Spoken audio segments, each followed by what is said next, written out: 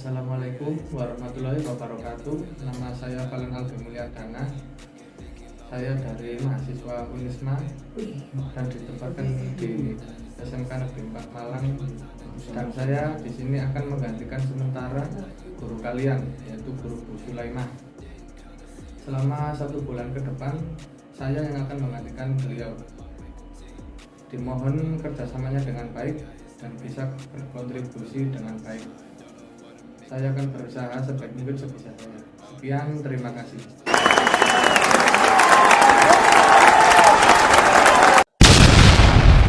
Warahmatullahi wabarakatuh.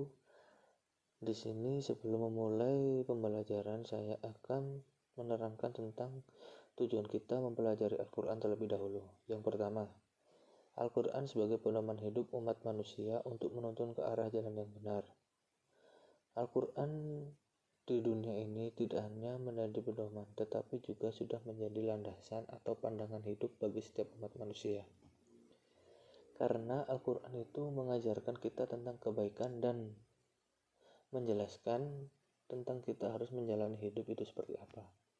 Jangan sampai kita menjalani hidup itu melakukan perbuatan yang tercela.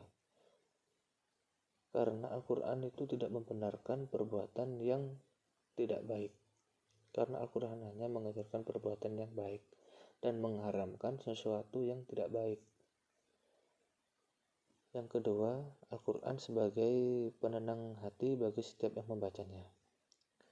Kita sebagai umat muslim di Indonesia, Al-Quran itu kan sudah menjadi kitab suci bagi setiap umat muslim di seluruh dunia. Kita sebagai muslim itu harus bisa membaca kitab kita sendiri. Karena dengan kita membaca Al-Quran, hati dan pikiran kita akan bisa lebih tenang, baik itu dohir maupun batinnya. Yang ketiga, Al-Quran sebagai pengingat akan kebesaran Allah. Di Al-Quran itu sudah tercantumkan bahwa sifat-sifat Allah itu seperti apa saja. Dan sudah tertuliskan bahwa yang menciptakan dunia ini adalah Allah Subhanahu wa Ta'ala. Karena Allah itu adalah Maha Besar. Jadi kita harus memuja Allah atau memuji Allah karena tiada Tuhan selain Allah. Dan selanjutnya adalah yang pertama, memahami kitab-kitab Allah. Pengertian kitabullah adalah kumpulan wahyu-wahyu Allah Subhanahu wa Ta'ala yang mengandung petunjuk dan kebenaran. Makna lain dari kitabullah adalah ajaran Allah Subhanahu wa Ta'ala yang diwahyukan kepada Nabi dan Rasul secara bertahap dan kemudian dibukukan. Al-Quran diturunkan pertama kali kepada Nabi Muhammad dari Allah melalui malaikat Jibril. Itu adalah surat Al-Alaq 1-5. Tidak langsung Nabi Muhammad langsung mendapat satu buku. Lah itu tidak. Karena Al-Quran itu diturunkan secara berangsur-angsur atau secara bertahap. Mulai dari surat Al-Alaq sampai dengan surat terakhir. Kemudian Nabi dan sahabat itu membukukan Al-Quran agar umat muslim mudah membacanya dan mengartikannya dan mudah untuk dipelajari. Jadi kitab Al-Quran itu diturunkan secara bertahap atau secara berangsur-angsur.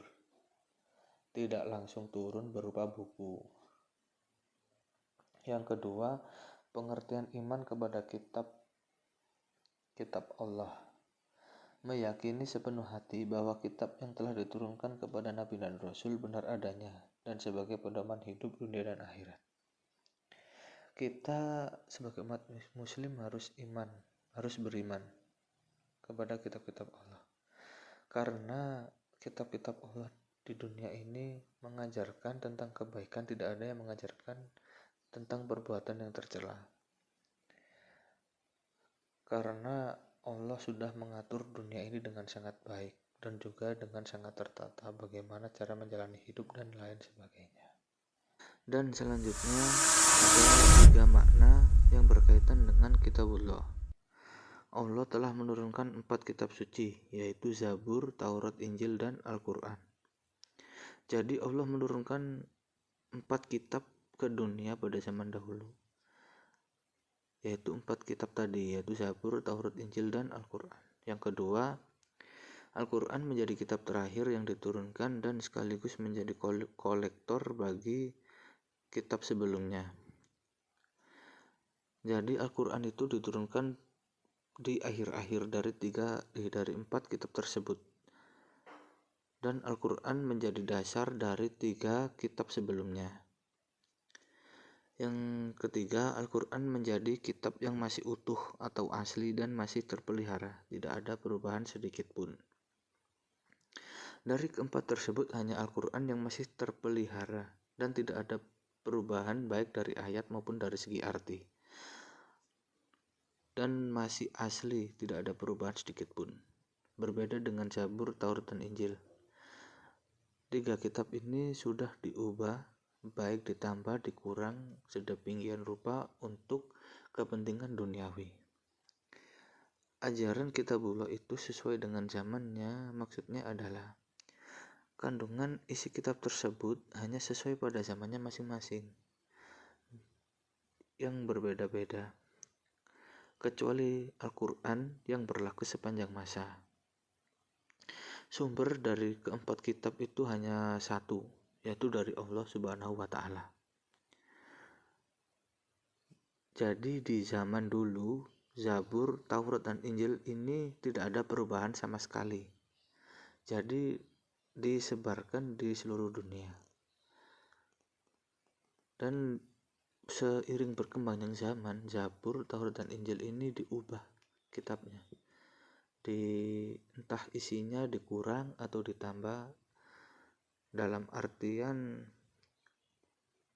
ayat-ayatnya atau tulisan-tulisannya itu banyak yang dirubah untuk kepentingan duniawi.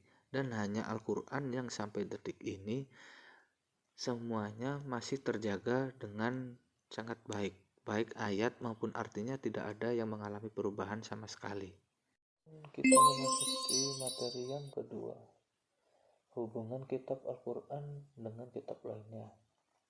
Yang pertama, menjadi saksi kebenaran asalkan tidak bertentangan dengan Al-Quran dan menjadi tolak ukur kebenaran terhadap kitab-kitab sebelumnya. Di QS Al-Maidah juz 5/8 yang berbunyi, untuk setiap umat di antara kamu kami berikan aturan dan jalan yang terang. Kalau Allah menghendaki, niscaya kamu dijadikannya satu umat saja. Tetapi Allah hendak menguji kamu terhadap karunia yang telah diberikan kepadamu, maka berlomba berbuat kebajikan. Jadi dari 4 kitab tersebut, fungsi dari kitab Al-Quran adalah menjaga pemeliharaannya dan tetap menjaga keasliannya, karena 3 kitab tersebut itu sudah diubah sedemikian rupa. Dan Al-Quran untuk menjaga keaslian dari ketiga kitab tersebut. Dan Allah memberikan kita 4 kitab diturunkan ke dunia. Itu kita bisa setia kepada satu agama saja apa tidak? Atau kita bisa berpindah agama kepada agama yang lebih baik. Dan Allah menguji kita dengan memberikan nikmat di dunia. Apakah nikmat yang telah diberikan Allah itu bisa membuat kita berbuat lebih baik atau berbuat keburukan? Dan yang kedua, menjadi solusi, menjawab dan menjelaskan perbedaan atau perselisihan yang muncul di antara penganut agama. Di QS An-Nahl juz 16 ayat 64, dan kami tidak menurunkan kitab Al-Quran kepadamu Nabi Muhammad melainkan agar engkau dapat menjelaskan kepada mereka apa yang mereka perselisihkan serta menjadi petunjuk dan rahmat bagi orang-orang beriman. Dan Al-Quran itu menjadi solusi atas masalah dari ketiga agama tersebut dan mencari jalan keluarnya, karena di dalam Al-Quran itu sudah tercantum semua. Dan Nabi Muhammad menjelaskan kepada mereka tentang masalahnya itu apa, dan serta menjadi mediator atau menjadi jalan keluar dan mencurahkan rahmat bagi orang-orang yang beriman, dan memberikan rahmat kepada orang-orang yang beriman kepada kitab Al-Quran. Larangan yang ketiga adalah mengoreksi isi kitab suci sebelumnya yang sudah diubah sendiri oleh pemeluknya dengan berbagai kepentingan duniawi oleh manusia yang ingkar. Yang pertama, keyakinan tentang Trinitas. Keyakinan ini ditolak keras oleh Al-Quran. QS Al-Maidah juz 5 ayat 73. Sungguh telah kafir orang-orang yang mengatakan bahwa Allah adalah salah satu dari tiga, padahal tidak ada Tuhan yang berhak disembah selain Allah. Jika mereka tidak berhenti dari apa yang mereka katakan, pasti orang-orang yang kafir di antara mereka akan ditimpa azab yang pedih.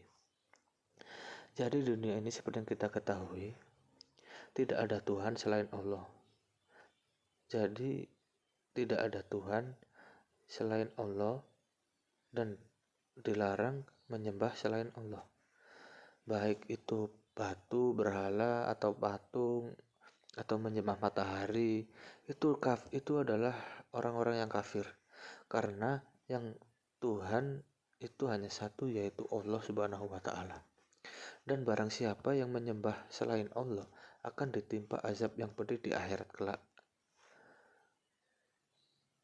Dan yang kedua adalah kedudukan dan penyerahan Nabi Isa di QS Al-Imran dan QS An-Nisa.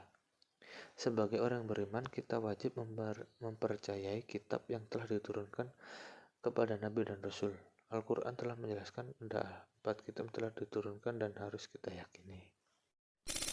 Dan ini adalah contoh dari 4 kitab dari Zabur, Taurat, Injil, dan Al-Quran yang sudah dibagi pengertiannya dan diperuntukkan bagi siapa saja. Dan terima kasih sudah menyimak dengan materi saya. Mohon maaf bila ada salah kata, mohon dimaafkan karena ini baru pertama kali ya. Saya akhiri, assalamualaikum warahmatullahi wabarakatuh. Baik, itu adalah materi yang bisa saya sampaikan. Mohon maaf bila ada kesalahan. Saya ulangi, saya Falun Ageng Mulyadana, saya mahasiswa PBL dari Unisma yang sementara akan menggantikan Guru Sulaiman selama 1 bulan ke depan. Salam kenal bagi kalian semua, semoga kita bisa bekerja sama dengan baik untuk kedepannya. Baik, itu saja, saya rasa sudah cukup. Saya akhiri saja. Assalamualaikum warahmatullahi wabarakatuh.